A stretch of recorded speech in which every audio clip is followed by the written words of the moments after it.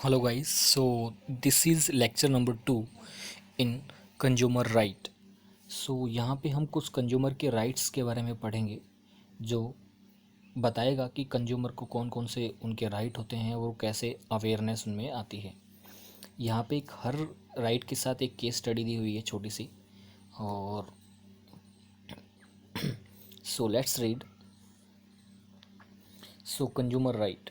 So safety is the first is right to safety. The safety is everyone's right. Safety हर किसी का अधिकार है। तो रेज इज सफरिंग। तो राजीव मैथ्यू एक हेल्दी बॉय है that is studying in class 9th and वोड was admitted in a private clinic in Kerala for removal of tonsil. एक राजी है, ये एक क्लास 9th का स्टूडेंट है। वो प्राइवेट क्लिनिक में उसको एडमिट कराया गया उसकी टॉन्सिल को रिमूव करने के लिए। एक ईएनटी सर्जन है। ईएनटी यानी आई नोज थ्रोट का एक सर्जन है जो कि उसकी टॉन्सिलोकोमी ऑपरेशन है जो जनरल एनेस्थेसिया के अंडर परफॉर्म किया जाता है, वो इसने इसका ऑपरेशन किया। As a result of improper anesthesia, Raji showed symptoms of some brain abnormalities because of which he was crippled for the life.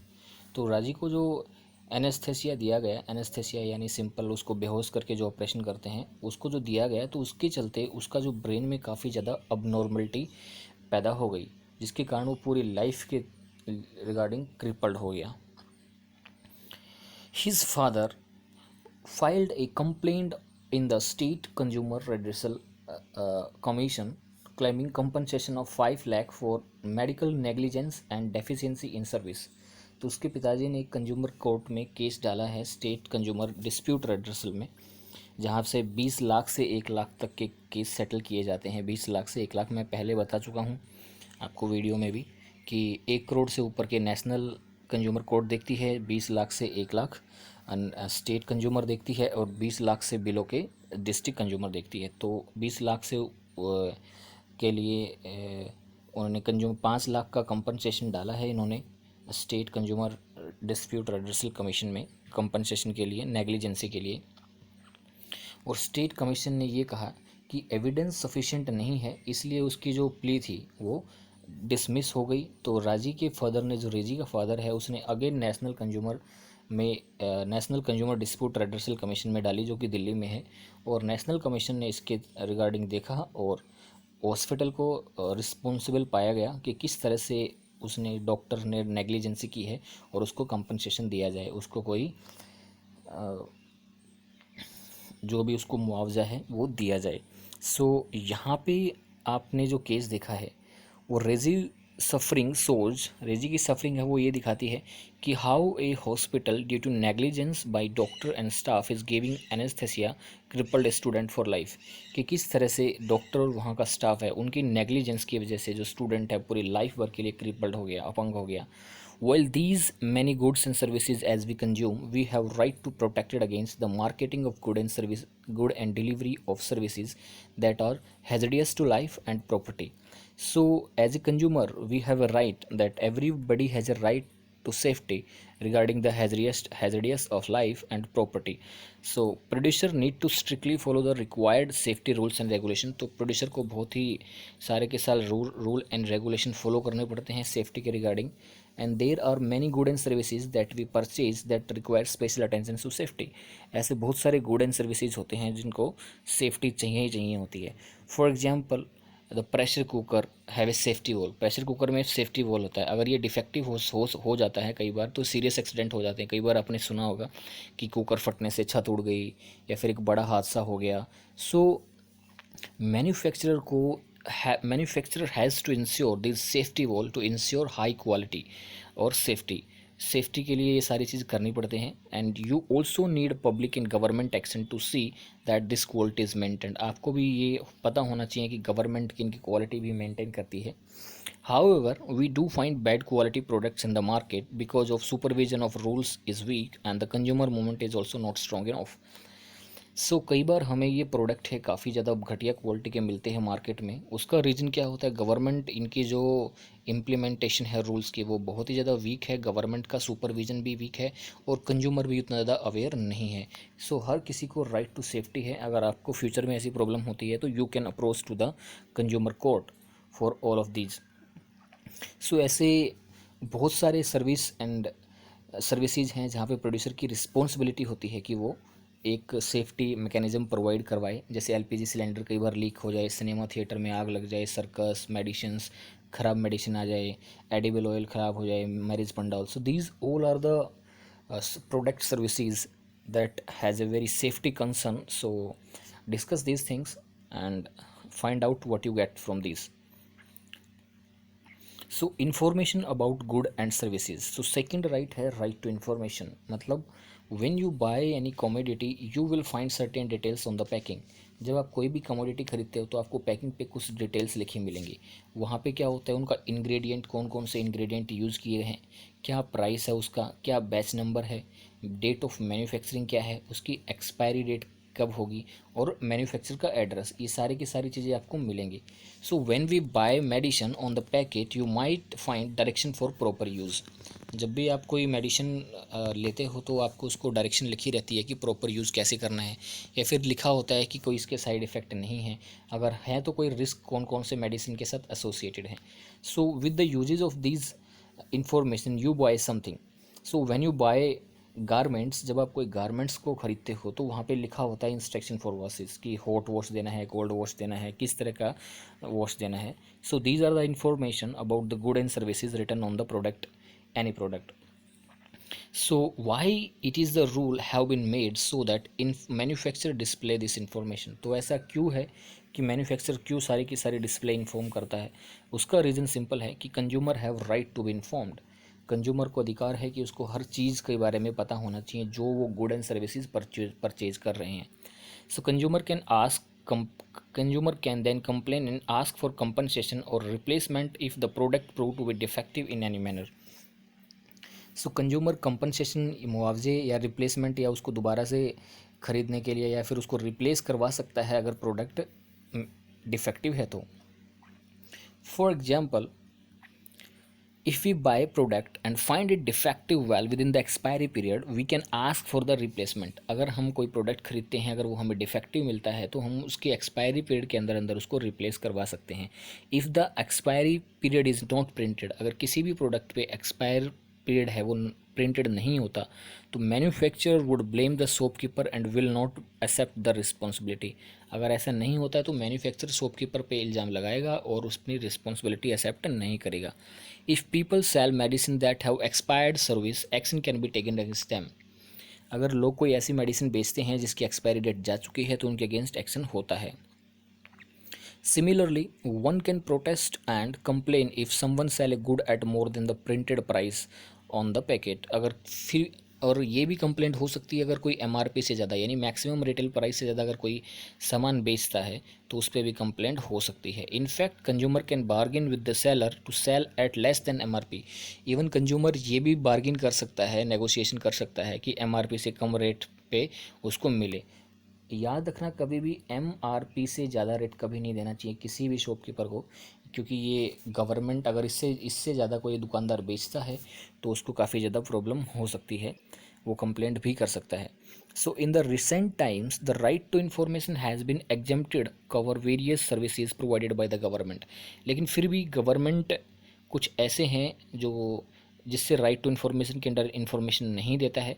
इन 2005 में गवर्नमेंट ने एक राइट टू इन्फॉर्मेशन का एक्ट लेके आई जो ये इंश्योर करती है कि हर सिटीज़न को हर तरह की गवर्नमेंट डिपार्टमेंट की फंक्शनिंग की हर तरह की इन्फॉर्मेशन दी जाए। So let's understood the following case. So Amrita है एक इंजीनियरिंग ग्रेजुएट है जिसने after submitting all certificate and attending the interview for a job in a government department did not receive any news of the result. सारा काम उसका हो चुका है, उसको इंटरव्यू हो चुका है, डिपार्टमेंट की तरफ से सारी सर्टिफिकेट उसने सबमिट कर दी है, but still he has not received any news regarding the result और joining and official also refuse to comply with her queries. और ऑफिशियल ने भी उसकी क्यूरी का कोई भी जवाब नहीं दिया है। She therefore filed an application using the RTI act saying that it was her right to know the result in a reasonable time so that he could plan for our future. तो उसने एक RTI application लगाई right to information के under, और government को ये बोला कि उसको बताया जाए कि कितना टाइम पीरियड लगेगा ताकि वो अपनी फ्यूचर प्लानिंग कर सके। She was not only informed about the reason for delay in the direction declaration of result but also got her call letter for appointment as she performed well in the interview. तो उसके बाद उसको सिर्फ ना information दी गई क्योंकि उसका result किस वजह से डिक्लेयर नहीं हो रहा है, उसको इंटरव्यू का कॉल लेटर अपॉइंटमेंट का कॉल लेटर भी मिला क्योंकि उसने इंटरव्यू में अच्छा परफॉर्म किया था। तो इसीलिए अगर सपोज़ करो आपको अपनी CBSE की मार्कशीट देखनी है या फिर पेपर वो रीचेक करना है, तो सिंपल आप RTI लगा के ये देख सकते हो कि आपके कितने मार्क्स आए हैं, कौन सा नंबर कहाँ कटा है। सो आप लगा के सारी की सारी चीज़ें देख सकते हो। So this is a RTI mechanism, and in some cases government does not provide sensitive information। ऐसा नहीं कि आपकी डिफेंस, सपोज करो आपने कोई डिफेंस सर्विसेज की कोई इन्फॉर्मेशन चाहिए तो गवर्नमेंट उसको इग्नोर भी कर सकती है फॉर सिक्योरिटी रीजन। तो समटाइम्स RTI है वो ऑफिशियल सीक्रेट एक्ट, यानी कुछ ऐसी चीज़ें होती हैं जो सेंसिटिव इन्फॉर्मेशन नहीं देती है। जैसे सपोज करो आप न्यूक्लियर इंस्टॉलेशन के बारे में कुछ पूछते हो, डिफेंस के बारे में कुछ पूछते हो, या फिर ऐसी कोई इन्फॉर्मेशन जिसका पब्लिकली इतना ज़्यादा महत्व नहीं है, तो वो इन्फॉर्मेशन गवर्नमेंट नहीं देती है। अदरवाइज़ आप RTI लगा के पूरे देश में किसी प्रकार की कोई भी कंडीशन या किसी प्रकार की कोई भी सिचुएशन आप मैनेज कर सकते हो। फॉर एग्जाम्पल यहाँ पे देखो एक दिया है कि people make complaint about the lack of civic amenities such as bad road और poor water health facility but no one listen. Now the RTI act gives the power to question do you agree और discuss. So बहुत बार लोग complaint करते हैं कि बहुत ख़राब रोड हैं, अच्छी फैसिलिटी नहीं है, तो आप गवर्नमेंट अथॉरिटीज़ को RTI लगा के क्वेश्चन पूछ सकते हो कि कितना रोड पे खर्च हुआ, कितना हेल्थ पे खर्च हुआ, कितना वाटर फैसिलिटी पे गवर्नमेंट ने खर्च किया और कितना कितना कहाँ कहाँ लगा। तो उसके बाद आप ऐसी चीज़ों को डिस्कस भी कर सकते हो। तो सिंपल है, आप ये सारी चीज़ें पता कर सकते हो with the help of RTI, right to information act. So next right है आपका राइट टू चॉइस। जब राइट टू चॉइस डिनाई किया जाता है, यहाँ पे दूसरी केस स्टडी दी हुई है कि अभिरामी एक स्टूडेंट है अंसारी नगर की, जिसने 2 साल पहले एक लोकल कोचिंग इंस्टीट्यूट ज्वाइन किया है, प्रोफेशनल कोर्स न्यू दिल्ली में। और at the joining of the time of the course the paid fees वो 61,020 रुपीज़ लमसम। इतनी फ़ीस थी 2 साल की, 61,000 रुपये।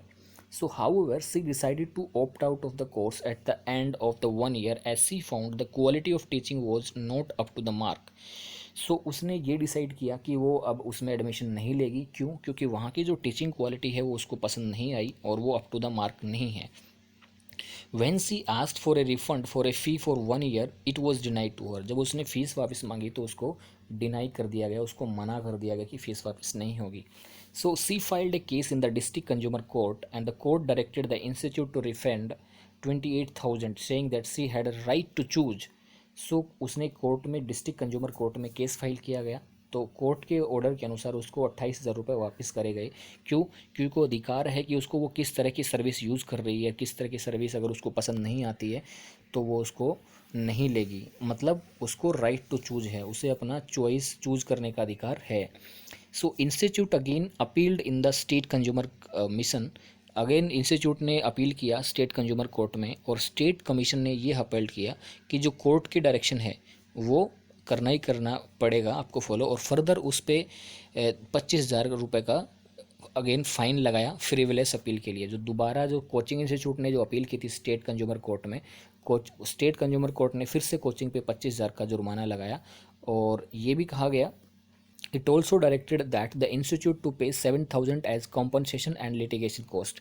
और जो 7,000 रुपये जो उसका मुआवजा वो भी दिया जाए अलग से, और जो इस लड़की का खर्चा हुआ, जो लीगल कॉस्ट इसको लगी केस फाइल करने में, वो भी रिफंड किया जाए। And state commission also restrained all the educational and professional institution in the state from charging fee from student for the entire duration of the course in advance and that too at one go. तो state ने ये भी ensure किया है कि कोई भी education institution या फिर कोई भी प्रोफेशनल कोर्सेज आपको पूरे 1 साल की फ़ीस एक साथ नहीं ले सकता है। अगर ऐसा करता है तो उसके ये वायलेशन है किसी भी गवर्नमेंट के ऑर्डर का। सो सिंपल, अगर आपको कोई सर्विस पसंद नहीं आती है तो आप पैसा चार्ज कर सकते हो। अंडर राइट टू चूज़, और ऐसा करने से अगर कोई डिनाई करता है तो आप कंज्यूमर कोर्ट में जाके उसकी शिकायत कर सकते हो, आपका पैसा वापस मिलेगा। So what do you understand by this incident? So any consumer who receive a service in whatever capacity, regardless of age, gender or nature of the service, has right to choose whether to continue to receive the service. अगर आपको अधिकार है कि आप कोई भी right to choose का आप चूज़ कर सकते हो अगर आपको कोई भी चीज़ पसंद नहीं आती है। सपोज करो आपने कोई टूथपेस्ट खरीदा और शॉप ओनर कहता है कि she can sell the toothpaste only if you buy the toothbrush. तो कई बार अगर आपको शॉप ओनर बोलता है कि वो सिर्फ टूथपेस्ट तभी बेचेगा जब आप टूथब्रश भी खरीदोगे। So if you are not interested in buying the brush, your right to choose is denied. अगर आपको ब्रश नहीं खरीद रहे हो आप, तो दुकानदार आपको टूथपेस्ट नहीं दे रहा है, राइट। इसका मतलब क्या है, आपका जो राइट टू चूज़ है, राइट टू चॉइस है, वो डिनाई किया जा रहा है, डिनाई किया जा रहा है। तो इस केस में भी आप कंप्लेंट कर सकते हो। Similarly, sometimes gas supply dealer insist if you have to buy the stove then them when you take a new connection। कई बार जो गैस कनेक्शन वाले हैं ये भी आपको प्रेशराइज करते हैं डीलर वगैरह कि जब आपको गैस सप्लाई का कनेक्शन चाहिए तो आपको उनसे स्टोव खरीदना पड़ेगा। तो ऐसा भी नहीं है, यहाँ भी आपका राइट टू चॉइस है वो डिनाई किया जा रहा है। So you can make a sound decision on the basis of your choice कि what service you are going to avail and what service you need not to avail। So simple, in this way many a times you are forced to buy things that you may not wish to और you left with no choice. तो कई बार आपके सामने ऐसी situation खड़ी कर देते हैं दुकानदार जो रूल एंड रेगुलेशन फॉलो नहीं करते हैं, जिसके चलते आपको काफ़ी ज़्यादा प्रॉब्लम होती है। तो इस केस में भी आप कंज्यूमर कोर्ट में जाके शिकायत कर सकते हो। Where should consumer go to get justice. तो अब दूसरा जो सबसे बड़ा राइट है, right to seek redressal. Right to seek redressal का मतलब आपको ये मिल रहा है कि आप जब भी आपको प्रॉब्लम होती है तो कहाँ जाके आप कंप्लेंट कर सकते हो। So read again the Reggie Matthews and Abhirami case in the earlier topic. So these are the some example in which consumer are denied their right। ये ऐसे एग्जाम्पल है जहाँ पे कंज्यूमर को उनको अधिकार नहीं दिए गए। And such instances occur quite often in our country, और ऐसे इंस्टेंसेज हमारे देश में बहुत ज़्यादा होते हैं। So where should these consumer go to get justice. तो ऐसे कंज्यूमर कहाँ जा सकते हैं जस्टिस पाने के लिए। So consumer have right to seek redressal against the unfair trade practices and exploitation। Consumer को अधिकार है कि उसको अपना जो कोई भी ग्रेवियंस है उसको प्रॉपरली रेड्रेस हो वो। सो जो भी अनफेयर ट्रेड प्रैक्टिसेस और जो भी एक्सप्लोइटेशन चलता है, if any damage is done to a consumer, she has right to get the compensation depicting on the degree of damage। तो अगर कोई भी किसी भी कंज्यूमर को किसी प्रकार का डैमेज होता है तो उसे अधिकार है कि उसको मुआवजा मिले। डिपेंड करता है कि उसका कितना डैमेज हुआ है। There is a need to provide an easy and effective public system by which this can be done. So एक बहुत ही ईजी और इफेक्टिव पब्लिक सिस्टम चाहिए हमें, ताकि कंज्यूमर को कोई प्रॉब्लम ना हो ये सारी चीज़ें फाइल करने में। You might be interested in knowing how an aggrieved person get his or her compensation। तो आपको पता लगेगा कि आपको ये भी इंटरेस्टेड हो गया जानने में कि कैसे लोगों को कंपनसेशन मिलता है। तो एक केस स्टडी देखते हैं। सो एक प्रकाश नाम का आदमी है, he had send a money order to his village for his daughter marriage. तो उसने एक मनी ऑर्डर भेजा है अपने गाँव में अपने डॉटर्स की मैरिज के लिए। The money did not reach his daughter at time when she needed it, nor did it reach month later। तो ना तो मनी टाइम पे पहुंचा और उसके कई महीनों के बाद भी वो मनी नहीं पहुंचा। तो Prakash filed a case in a district level consumer court in New Delhi. So Prakash ने केस फाइल किया डिस्ट्रिक्ट कंज्यूमर कोर्ट में न्यू दिल्ली में। तो उसने कौन कौन से स्टेप अंडर लिए वो हम यहाँ पे देखेंगे। The first step, the Prakash goes to the post officer to send money order to his daughter.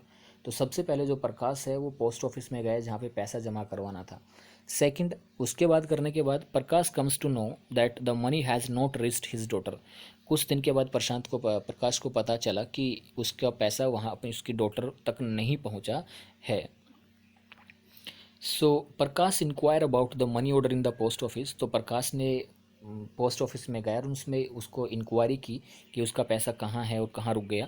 And the post office does not respond to the query satisfactory. तो पोस्ट ऑफिस ने कोई अच्छा जवाब नहीं दिया ताकि प्रकाश को संतुष्टि हो जाए।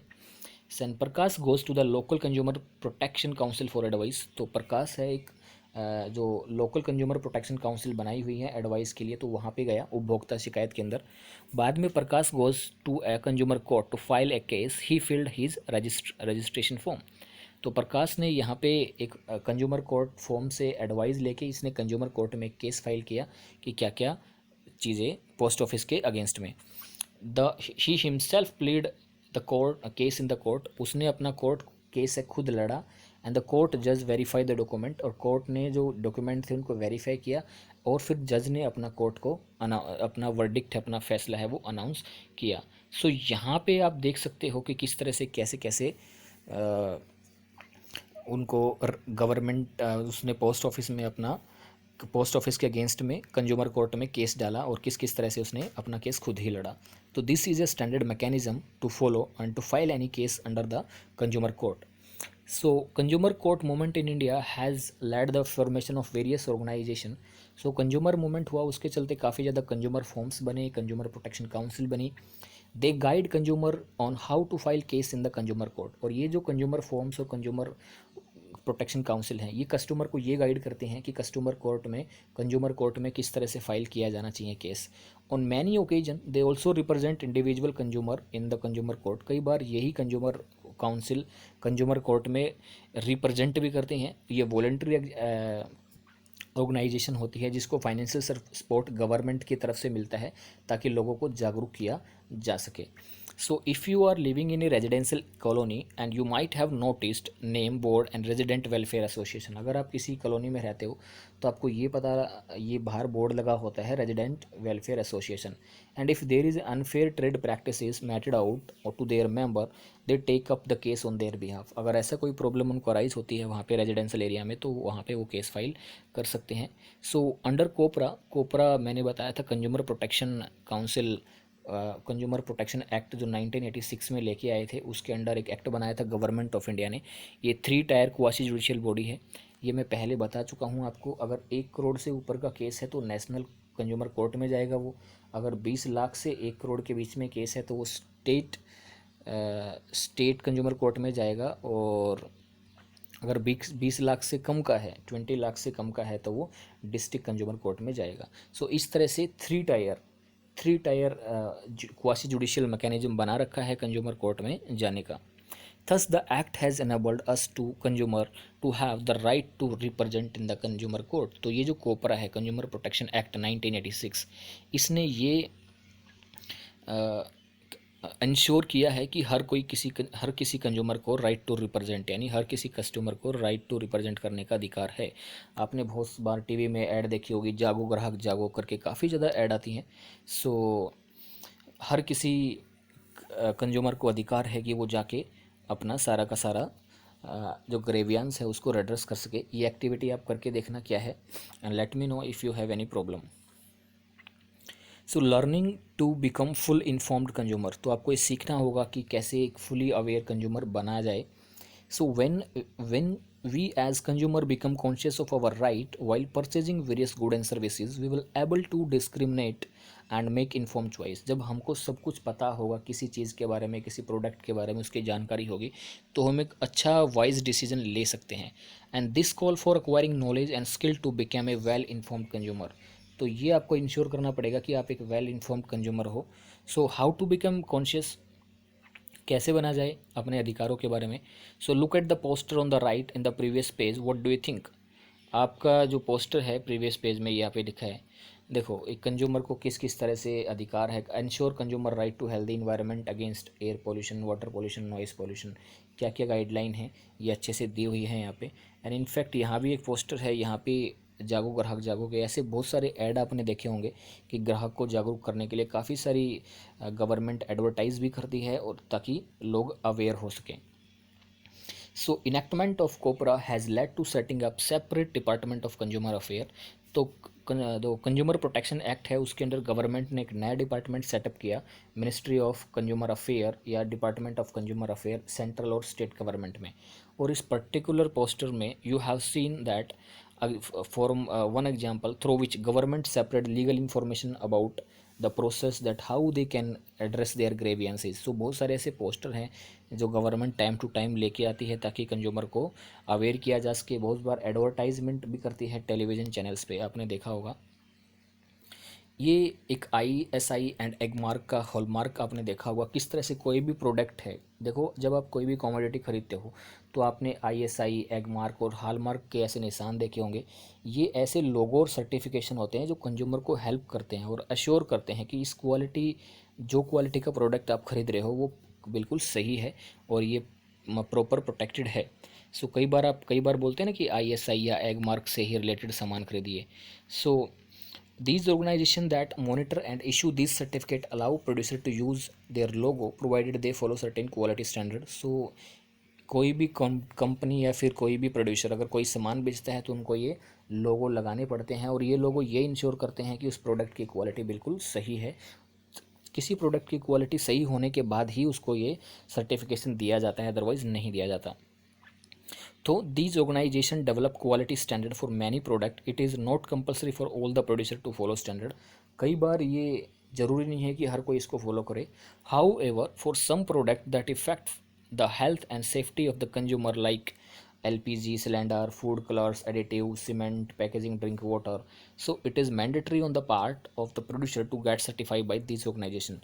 तो जो ज़रूरी चीज़ें हैं, जो इम्पोर्टेंट चीज़ें हैं लाइफ को लेके, जैसे LPG cylinder, food colour, cement, drinking water, उन पे ISI का मार्क होना ही चाहिए। आपने बहुत बार देखा होगा जो ISI का मार्क्स पानी की बोतल पे होता है। आपने बहुत बार आपके इलेक्ट्रिकल एप्लीकेशंस पे भी देखा होगा, देखो ये ISI का मार्क्स है। आपने इन पे भी देखा होगा क्योंकि ये बहुत ही ज़्यादा इंपॉर्टेंट है किसी भी कंज्यूमर के लिए। So taking the consumer movement forward, ये क्वेश्चन आप करके देखना कि क्या क्या चीज़ें हैं, क्या क्या नहीं है। India has been observing 24 December as national consumer day. India में हर साल 24 दिसंबर को नेशनल कंज्यूमर डे सेलिब्रेट किया जाता है। एंड ऑन दिस डे क्यों किया जाता है? Because on this day the consumer protection act in 1986 enact किया गया था, पार्लियामेंट ने इनेक्ट किया गया था। And India is one of the country that have exclusive court for consumer redressal. और इंडिया पूरे वर्ल्ड में एक कंट्री, ऐसी कंट्री है, मात्र इंडिया में नहीं है, हर जगह बहुत सारी कंट्रीज़ में ये फैसिलिटी अवेलेबल है। India is one of them जहाँ पे उनका कंज्यूमर का रेड्रेसल है, पूरी तरह से उनको रेड्रेस किया जाता है उनकी शिकायतों को। The consumer movement in India has made progress in terms of number of organised group and their activities. तो काफ़ी ज़्यादा कंज्यूमर्स को फ़ायदा हुआ है, काफ़ी ज़्यादा कंज्यूमर ग्रुप्स आज चल रहे हैं और काफ़ी ज़्यादा एक्टिविटी उनको हो रही है। So there are more than 700 consumer groups in the country which about 20 to 25 are well organized and recognized for their work। तो लगभग 700 कंज्यूमर ग्रुप हैं जिसमें से 25-26 हैं वो बहुत ही ज़्यादा वेल ऑर्गेनाइज्ड हैं, जो अपने काम के लिए जाने जाते हैं। However the consumer redressal process is becoming cumbersome, expensive and time consuming. तो कई बार ये कंज्यूमर रेड्रेसल प्रोसेस है काफ़ी ज़्यादा भारी हो जाता है, एक्सपेंसिव भी होता है और टाइम कंज्यूमिंग होता है। So many a time consumer required A engage a lawyer. तो कई बार कंज्यूमर को लॉयर भी करना पड़ता है। And these cases require time for filing and attending the court of the proceedings. तो कई बार आपको केस फाइल करने के लिए टाइम चाहिए, आपको कोर्ट अटेंड करनी पड़ती है। So in the most purchase, cash memos are not issued, hence evidence is not easy to gather। कई बार कैश मेमो इशू नहीं किए जाते। कई बार आप सामान खरीदते हो तो बहुत सारे लोग बिल ही नहीं लेते हैं कि जो भी आप सामान खरीदते हो तो आपको पक्का बिल लेते नहीं है। जब पक्का बिल नहीं लेते तो उनका केस वैसे ही कमज़ोर हो जाता है और शॉपकीपर को के सामने भी वो नहीं अपना, शॉपकीपर भी मना कर सकता है कि ये सामान इसने मुझसे नहीं लिया। तो जब भी आप सामान खरीदो तो उसका पक्का बिल हमेशा लो, ताकि अगर बाद में कोई प्रॉब्लम आए तो आप उसको मैनेज कर सको और कहीं फाइल कर सको। एंड ये जितने भी जो छोटे छोटे जहाँ से आप परचेज़ करते हो तो आप लोकल दुकानदार से करते हो या स्मॉल रिटेलर से करते हो और वो किसी प्रकार का कोई भी ऐसा बिल वगैरह इशू नहीं करते हैं। तो the existing law is also not very clear on the issue of compensation to the consumer injured by the defective product. In fact कई बार जो लॉ हैं वो भी इतने ज़्यादा क्लियर नहीं है ताकि उनको जो कंपनसेशन है, मुआवजा है, वो डिफेक्टिव प्रोडक्ट के लिए बराबर मिले। तो ऐसा कुछ भी इतना इफेक्टिवली मैनेज नहीं किया जाता ये सब चीज़ें। आफ्टर मोर देन 25 ईयर्स, 25 साल होने के बाद में जो कोपरा इनेक्ट किया गया है, कंज्यूमर में जो अवेयरनेस है वो फैल तो रही है, बहुत ही धीरे धीरे फैल रही है। Beside this enforcement of law that protect worker specially in the unorganised sector is weak. तो कई बार जो लेबर लॉ या फिर जो अनऑर्गेनाइज सेक्टर में जो वर्कर काम करते हैं उनको भी इतना ज़्यादा प्रोटेक्शन नहीं मिलती है, वो भी वीक है एक तरह से। Similarly rule and regulation for working of market are not often are followed. जो रूल एंड रेगुलेशन भी फॉलो नहीं किया जाता कि मार्केट में किस तरह से काम करना है। Nevertheless there is a scope for consumer to realise their role and importance. So consumer को इज बहुत बड़ी नीड है कि वो अपना रोल और इम्पोर्टेंस रियलाइज़ करे। And it is often said that consumer movement can effective only with the consumer active involvement. और कोई भी कंज्यूमर मूवमेंट है वो तभी इफेक्टिव होगा जब कंज्यूमर उसमें इन्वॉल्व होंगे। And this require a voluntary effort, struggle evolving the participation one and all. तो सबका पार्टिसिपेशन चाहिए, और जब सब अवेयर होंगे और सबको पता होगा कि रूल एंड रेगुलेशन किस तरह से फॉलो किए जाते हैं, तभी जाके कुछ हो सकता है, अदरवाइज उनको ठगी होती रहेगी। So this is a very easy chapter. So in this particular chapter you can easily identify certain act. Simple दो चार बातें इसमें याद रखने की है, बाकी सारा आपको पता ही है। ये चैप्टर आपको सीबीएसई में नहीं आएगा, it is for your information only. So if still if you have any problem, then let me know. Otherwise have a good time or enjoy your study at home. Thank you very much.